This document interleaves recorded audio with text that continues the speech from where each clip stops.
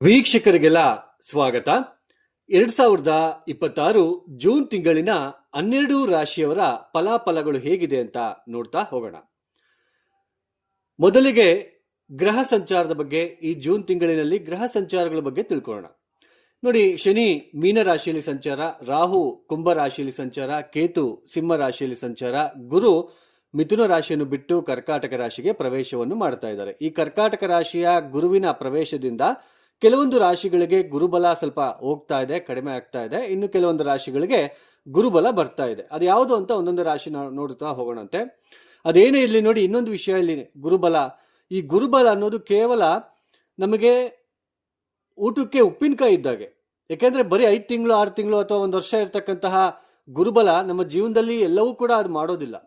ನಮ್ಮ ಜಾತಕ ಅಂತ ಇರುತ್ತೆ. ಇದೇ ತರಹ ನಮಗೆ ಕುಂಡಲಿ ಇರುತ್ತೆ. ನವಗ್ರಹಗಳು ಕೂಡ ಎಲ್ಲೆಲ್ಲಿದ್ದಾರೆ, ಅವರು ವಕ್ರಿ ಆಗಿದಾರ, ಅವರು ಬಲಹೀನ ಸ್ಥಿತಿಯಲ್ಲಿದ್ದಾರಾ, ಅಥವಾ ಅವರು ಎಷ್ಟು ಡಿಗ್ರಿಯಲ್ಲಿದ್ದಾರೆ, ಅವರಿಗೆ ಯಾವ ಗ್ರಹಗಳ ದೃಷ್ಟಿ ಇದೆ, ಇದನ್ನೆಲ್ಲನೂ ಕೂಡ ನಮಗೆ ಅಬ್ಸರ್ವ್ ಮಾಡಬೇಕಾಗುತ್ತೆ.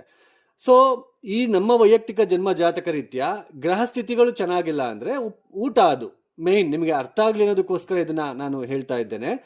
ಊಟದಲ್ಲಿ ಉಪ್ಪು ಮತ್ತೆ ಖಾರ ಇಲ್ಲದೆ ಇದ್ದಾಗ ಉಪ್ಪಿನಕಾಯಿ ಹಂಚ್ಕೊಂತೀವಿ ಅಂದ್ರೆ ಜನ್ಮ ಜಾತಕ ರೀತ್ಯ ನಮಗೆ ಗ್ರಹ ಸ್ಥಿತಿ ಸರಿ ಇಲ್ಲ, ದಶಾಭುಕ್ತಿ ಸರಿ ಇಲ್ಲ. ಸೊ ಅವಾಗ ಗುರುಬಲ ಅಂತ ಬಂದಾಗ ಸ್ವಲ್ಪ ದಿನ ಕೈ ಹಿಡಿಯುತ್ತೆ ಅಂತಕ್ಕಂಥದ್ದು ಅಷ್ಟೇ. ಮೇಜರ್ ಆಗಿ ನೀವೆಲ್ಲ ರಾಶಿ ಭವಿಷ್ಯ ಅಂತಾನೆ ನೀವು ಬಹಳ ತುಂಬಾ ನಂಬಿಕೆ ಇಟ್ಕೊಂಡು ಹೋಗ್ತಾ ಇದ್ದೀರಾ. ತುಂಬಾ ಮುಖ್ಯವಾಗಿರ್ತಕ್ಕಂಥದ್ದು ಜಾತಕ ಮತ್ತೆ ಲಗ್ನ ಯಾವುದು. ಈಗ ಮೇಷರಾಶಿ ಒಬ್ಬ ವ್ಯಕ್ತಿ, ಲಗ್ನ ಯಾವುದು? ಸೇಮ್ ಕರ್ಕಾಟಕ ಲಗ್ನನ, ಸಿಂಹ ಲಗ್ನನ, ಕನ್ಯಾ ಲಗ್ನನ, ಮತ್ತೆ ತುಲಾ ಲಗ್ನನ, ವೃಶ್ಚಿಕ ಲಗ್ನನ. ಈ ಲಗ್ನಕ್ಕೆ ಯೋಗಕಾರಕಗಳು ಎಲ್ಲೆಲ್ಲಿದ್ದಾರೆ, ಯಾರು ಒಳ್ಳೆ ಮಾಡ್ತಕ್ಕಂತಹ ಗ್ರಹಗಳು, ಯಾವ ದಶಾಭುಕ್ತಿ ನಡೀತಾ ಇದೆ, ಇದು ತುಂಬಾ ಇಂಪಾರ್ಟೆಂಟು. ಹಾಗೇನೆ ಕರ್ಮ ಅಂತ ಜಾಸ್ತಿ ಇದ್ದಾಗ, ನಮ್ಮ ವೈಯಕ್ತಿಕ ಜನ್ಮ ಜಾತಕ ರೀತ್ಯ ಕರ್ಮ ಅನ್ನೋದು ಜಾಸ್ತಿ ಇದ್ದಾಗ ಅಂದ್ರೆ ಗ್ರಹ ಸ್ಥಿತಿಗಳು ಗೊತ್ತಾಗುತ್ತೆ ನಮಗೆ. ಪಂಚಮ ಸ್ಥಾನದಲ್ಲಿ ಚೆನ್ನಾಗಿಲ್ಲ ಅಂದ್ರೆ, ನವಮ ಸ್ಥಾನ ಚೆನ್ನಾಗಿಲ್ಲ ಅಂದ್ರೆ ತುಂಬಾ ನೋವು ಪಡಲೇಬೇಕು. ಅಥವಾ ಲಗ್ನಾಧಿಪತಿ ಚೆನ್ನಾಗಿಲ್ಲ ಅಂದ್ರೆ ನಾವು ಸ್ವಲ್ಪ ನೋವು ಪಡಲೇಬೇಕು. ಸೊ ಆ ತರ ಗ್ರಹ ಸ್ಥಿತಿಗಳು ಚೆನ್ನಾಗಿಲ್ಲದೆ ಇದ್ದಾಗ ಅದನ್ನ ನಾವು ಕರ್ಮ ಅಂತ ಕರಿತೀವಿ. ಆ ಕರ್ಮನ ಕಡಿಮೆ ಮಾಡ್ಕೊಳ್ಳೋದಕ್ಕೋಸ್ಕರ ನಾವೇ ಸ್ವತಃ ಪರಿಹಾರಗಳನ್ನು ಮಾಡ್ಕೋಬೇಕು. ಆ ಗ್ರಹಗಳ ಮೇನ್ ಯಾವ ಇನ್ಫ್ಲುಯೆನ್ಸ್ ತುಂಬಾ ನಡೀತಾ ಇದೆ, ಯಾವ ಇನ್ಫ್ಲುಯೆನ್ಸ್ ಅಲ್ಲಿ ನಾವು ತುಂಬಾ ನೋವು ಪಡ್ತಾ ಇದೀವಿ, ಆ ಗ್ರಹ ದಶೆಗಳಿಗೆ ತಕ್ಕಂತೆ ನಾವು ಸ್ವತಃ ಪರಿಹಾರಗಳನ್ನ ಮಾಡ್ಕೊಳ್ತಾ ಹೋಗ್ಬೇಕಾಗುತ್ತೆ. ಸೊ ಅವಾಗ ನಮಗೆ ಅದು ಗೊತ್ತಾಗ್ತಾ ಹೋಗುತ್ತೆ. ಸೊ ನಾವು ಏನೋ ಒಂದು ಎಲ್ಲೋ ಪೂಜೆ ಮಾಡಿಸಿದ್ವಿ, ಏನೋ ಮಾಡಿಸಿದ್ವಿ, ಯಾವ ಗ್ರಹ ದಶೆಗೆ ತಕ್ಕಂತೆ. ಈಗ ನಾವು ಟೈಫಾಯ್ಡ್ ಬಂದಾಗ ಟೈಫಾಯ್ಡ್ ಟ್ರೀಟ್ಮೆಂಟೇ ತಗೋಬೇಕು, ಆ ಥರ ಇರುತ್ತೆ. ನೀವೆಲ್ಲೆಲ್ಲೋ ರವಿದಶೆ ನಡೀತಾ ಇದ್ದಾಗ ನೀವು ಯಾವುದೋ ದೇವಿ ಪ್ರಾರ್ಥನೆ ಮಾಡಿದ್ರೆ ಏನಾಗುತ್ತೆ, ಅದು ಉಪಯೋಗಕ್ಕೆ ಬರಲ್ಲ. ರವಿದಶೆಗೆ ಸಂಬಂಧಪಡ್ತಕ್ಕಂಥ ಪರಿಹಾರನೇ ಮಾಡ್ಕೋಬೇಕು. ಸೊ ಇದು ಅದೇನೇ ಇರಲಿ, ಗ್ರಹ ಸ್ಥಿತಿ ನೋಡಿ, ಗುರು ಕರ್ಕಾಟಕ ರಾಶಿಗೆ ಪ್ರವೇಶ. ಈ ಕುಜ ಬಂದ್ಬಿಟ್ಟು ಈ ಜೂನ್ 21ನೇ ತಾರೀಕಿನ ತನಕ ಮೇಷರಾಶಿಯಲ್ಲಿ ಇರ್ತಾರೆ. ಅದಾದ ನಂತರ ವೃಷಭಕ್ಕೆ ಪ್ರವೇಶವನ್ನು ಮಾಡ್ತಾರೆ. ರವಿ ಕೂಡ ಜೂನ್ 15ನೇ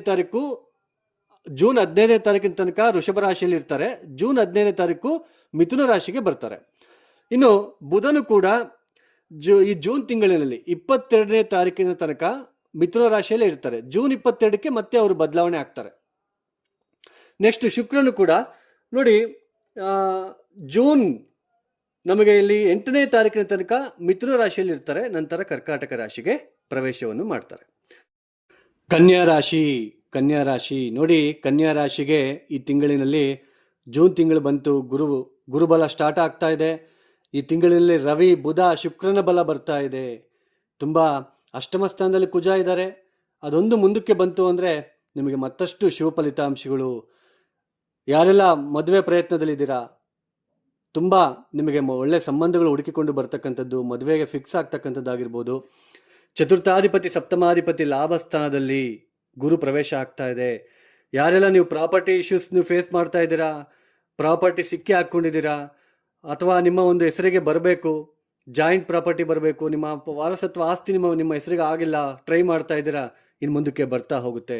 ಖಂಡಿತ ಗುರು ನಿಮಗೆ ಲಾಭ ಸ್ಥಾನದಲ್ಲಿ ಸ್ವಲ್ಪ ಇರೋದ್ರಲ್ಲಿ ಏನು ನೀವು ಸಮಸ್ಯೆಗಳನ್ನ ದಶಮ ಸ್ಥಾನದಲ್ಲಿ ಇದ್ದಾಗ ಸಾಕಷ್ಟು ನೋವು ಪಟ್ಟಿದ್ದೀರಾ. ಉದ್ಯೋಗದಲ್ಲಿ ತೊಂದರೆಗಳು, ತಾಪತ್ರಗಳು, ಗಂಡ ಹೆಂಡತಿರ ಮಧ್ಯೆ ಪರಸ್ಪರ ಅನುಕೂಲತೆ ಇಲ್ಲದೆ ಇರತಕ್ಕಂಥದ್ದು, ರೆಕಾಗ್ನೈಸೇಷನ್ ಮೈನ್, ಪ್ರತಿ ಕೆಲಸದಲ್ಲೂ ಕೂಡ ವಿಳಂಬಗಳನ್ನು ಎದುರಿಸ್ತಾ ಬಂದಿದ್ದೀರಾ ನೀವು ಕನ್ಯಾ ರಾಶಿಯವರು. ಈ ಜೂನ್ ತಿಂಗಳಿನಿಂದ ಅದೆಲ್ಲನೂ ಕಡಿಮೆ ಆಗ್ತಕ್ಕಂಥದ್ದು, ಉದ್ಯೋಗದಲ್ಲಿರ್ತಕ್ಕಂತಹ ಒತ್ತಡಗಳು ಕಡಿಮೆ ಆಗ್ತಕ್ಕಂಥದ್ದು, ನಿಮಗೆ ಅಂತ ಒಂದು ಪಾಸಿಟಿವ್ ರೆಸ್ಪಾನ್ಸ್ ಸಿಗ್ತಕ್ಕಂಥದ್ದು, ಮತ್ತೊಮ್ಮೆಲೆ ರೆಕಗ್ನೈಸೇಷನ್ ತುಂಬ ಮುಖ್ಯವಾಗಿರ್ತಕ್ಕಂಥದ್ದು. ಒಬ್ಬ ಮನುಷ್ಯ ಮಾಡ್ತಕ್ಕಂಥ ಕೆಲಸ ಕಾರ್ಯಗಳಿಗೆ ಚಿಕ್ಕದಾಗಿ ಪ್ರಶಂಸೆಯ ಮಾತುಗಳು ಕೇಳಿ ಬಂದರೆ ಆ ಮನುಷ್ಯ ಮತ್ತಷ್ಟು ಸುಧಾರಣೆ ಸಿಗುತ್ತೆ. ಅಂದರೆ ಕೆಳಗಡೆ ಬಿದ್ದವ್ರನ್ನ ಇನ್ನೂ ತುಳಿಯೋದಕ್ಕೆ ನೋಡ್ತಾ ಇರ್ತಾರಲ್ವಾ, ಸೊ ಆ ಥರ ಆಗೋದಿಲ್ಲ. ಇಲ್ಲಿ ಸ್ವಲ್ಪ ಪಂಚಮ ಸ್ಥಾನದ ಮೇಲೆ ಗುರು ದೃಷ್ಟಿ, ಪಂಚಮಾಧಿಪತಿ ಮೇಲೆ ಒಂದು ಗುರುವಿನ ದೃಷ್ಟಿ ಬೀಳ್ತಾ ಇರೋದ್ರಿಂದ, ಪಂಚಮಾಧಿಪತಿ ನಿಮಗೆ ಶನಿ ಆಗ್ತಾರೆ, ಶನಿಯಲ್ಲಿ ಕುತ್ಕೊಂಡಿದ್ದಾರೆ, ಗುರುವಿನ ದೃಷ್ಟಿ ಈ ಮನೆಗೂ ಬೀಳ್ತಾ ಇದೆ, ಈ ಮನೆಗೂ ಬೀಳ್ತಾ ಇದೆ. ಖಂಡಿತ ರೆಕಗ್ನೈಸೇಷನ್, ನಿಮ್ಮ ಹೆಂಡತಿ ಅಥವಾ ಗಂಡ ತಪ್ಪುಗಳನ್ನು ತಿದ್ಕೊಂಡ್ಬಿಟ್ಟು ಹೌದು ನಾನು ತಪ್ಪು ಮಾಡಿದ್ದೀನಿ ಅಂತ ಹೇಳ್ಬಿಟ್ಟು ನಿಮ್ಮ ಜೊತೆ ಚೆನ್ನಾಗಿರ್ತಕ್ಕಂಥದ್ದು, ಮದುವೆ ಆಗದೆ ಇರ್ತಕ್ಕಂಥವ್ರಿಗೆ ಕಂಕಣ ಭಾಗ್ಯ ಬರ್ತಕ್ಕಂಥದ್ದು, ಆರೋಗ್ಯದಲ್ಲಿ ಯಾರೆಲ್ಲ ನೀವು ನಿಮ್ಮ ಮನೇಲಿ ಯಾರೆಲ್ಲ ಹಿರಿಯರಿದ್ದಾರೆ ಆರೋಗ್ಯದಲ್ಲಿ ವ್ಯತ್ಯಾಸಗಳನ್ನು ನೋಡ್ತಾ ಬರ್ತಾ ಇದ್ದಾರೆ ಅವ್ರಿಗೆಲ್ಲನೂ ಕೂಡ ಖಂಡಿತ ಗುಣ ಆಗ್ತಕ್ಕಂಥದ್ದು. ಕಾಲು ನೋವು, ಮೋಕಾಲು ನೋವು ಅಂತ ಏನೆಲ್ಲ ನೀವು ನೋವು ಪಡ್ತಾ ಇದ್ದೀರಾ, ಗ್ಯಾಸ್ಟ್ರಿಕ್ ಸಮಸ್ಯೆಗಳು ಏನೆಲ್ಲ ನೀವು ನೋವು ಪಡ್ತಾ ಇದ್ದೀರಾ ಅದೆಲ್ಲನೂ ಕಡಿಮೆ ಆಗ್ತಕ್ಕಂಥದ್ದು. ವಿದ್ಯಾರ್ಥಿಗಳು ಕಳೆದ ವರ್ಷದಲ್ಲಿ ಯಾರೆಲ್ಲ ನೀವು ನೋವು ಪಟ್ಟಿದ್ದೀರಾ, ಚೆನ್ನಾಗಿ ಓದೋಕ್ಕಾಗಿಲ್ಲ, ಚೆನ್ನಾಗಿ ಮಾರ್ಕ್ಸ್ ತೊಗೊಳಕ್ಕಾಗಿಲ್ಲ ಅಂತ ಬೇಜಾರಲ್ಲಿದ್ದೀರಾ, ಈ ಒಂದು ಗುರುವಿನ ಸಂಚಾರದಿಂದ ನೀವು ಮತ್ತೆ ಓದಿನಲ್ಲಿ ಶ್ರದ್ಧೆ ಬೆಳೆಸ್ತೀರಾ, ತುಂಬ ಚೆನ್ನಾಗಿರುತ್ತೆ. ಉದ್ಯೋಗದಲ್ಲಿರ್ತಕ್ಕಂಥ ಸಮಸ್ಯೆಗಳು ಕಡಿಮೆ ಆಗ್ತಕ್ಕಂಥದ್ದು, ಹೊಸ ವ್ಯಾಪಾರ, ಹೊಸ ಸ್ನೇಹಿತರು. ಹಾಗೆಯೇ ಯಾವತ್ತಾದರೂ ನೀವು SLC ತನಕ ಓದಿರ್ತೀರಾ, ಸ್ನೇಹಿತರೆಲ್ಲ ದೂರ ಆಗಿರ್ತಾರೆ, ಮತ್ತೆ ಈ ಸಮಯದಲ್ಲಿ ನಿಮ್ಮನ್ನು ಹುಡುಕೊಂಡ್ಬರ್ತಾರೆ, ಸ್ನೇಹಿತರು ಮತ್ತೆ ನಿಮಗೆ ಸಿಗ್ತಕ್ಕಂಥದ್ದು, ಅವ್ರ ಜೊತೆ ಮಾತಿನ ಚಕಮಕಿ ನಡೀತಕ್ಕಂಥದ್ದು, ಈ ಥರ ಸ್ವಲ್ಪ ಉತ್ತಮವಾದ ಬೆಳವಣಿಗೆಗಳು ಕನ್ಯಾ ರಾಶಿಯವರಿಗೆ ಸಿಗ್ತಾ ಇದೆ.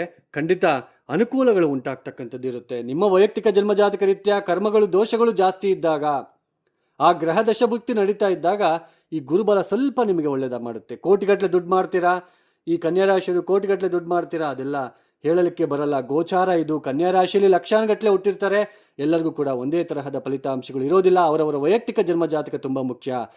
ಆದರೆ ಸದ್ಯಕ್ಕೆ ಗುರುಬಲ ಇರೋದ್ರಿಂದ ಏನಾದರೂ ಕಷ್ಟಗಳಿದ್ದರೆ, ಕಾರ್ಪಣ್ಯಗಳಿದ್ದರೆ ಅದರಿಂದ ನೀವು ಹೊರಗಡೆ ಬರ್ತೀರಾ, ಅದನ್ನು ಮಾತ್ರ ನಾನು ಹೇಳಬಲ್ಲೆ.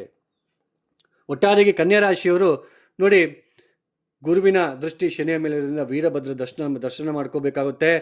ದತ್ತಾತ್ರೇಯ ದರ್ಶನ ಮಾಡ್ಕೊಳ್ಳಿ, ಗಾಣಿಗಾಪುರ ಒಂದ್ಸಲ ಭೇಟಿ ಕೊಟ್ಬಿಟ್ಟು ಬನ್ನಿ, ಖಂಡಿತ ಅನುಕೂಲತೆಗಳು ಉಂಟಾಗ್ತಕ್ಕಂಥದ್ದು ಇರುತ್ತೆ. ಆದರೆ ನವಮಾಧಿಪತಿ ಕೂಡ ಶುಕ್ರ ಜೂನ್ 8ನೇ ತಾರೀಕಿನಿಂದ ಲಾಭಸ್ಥಾನಕ್ಕೆ ಬರ್ತಾ ಇದೆ ನೋಡಿ.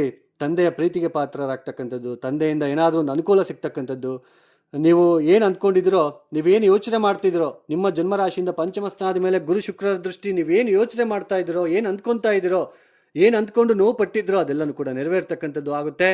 ಯೋಚನೆ ಮಾಡೋದಕ್ಕೆ ಹೋಗಬೇಡಿ. ಖಂಡಿತ ದತ್ತಾತ್ರೇಯ ಕ್ಷೇತ್ರಕ್ಕೆ ನೀವು ಭೇಟಿ ಕೊಡಿ, ವೀರಭದ್ರ ದರ್ಶನವನ್ನು ಮಾಡ್ಕೊಳ್ಳಿ, ಒಳ್ಳೆಯದಾಗುತ್ತೆ.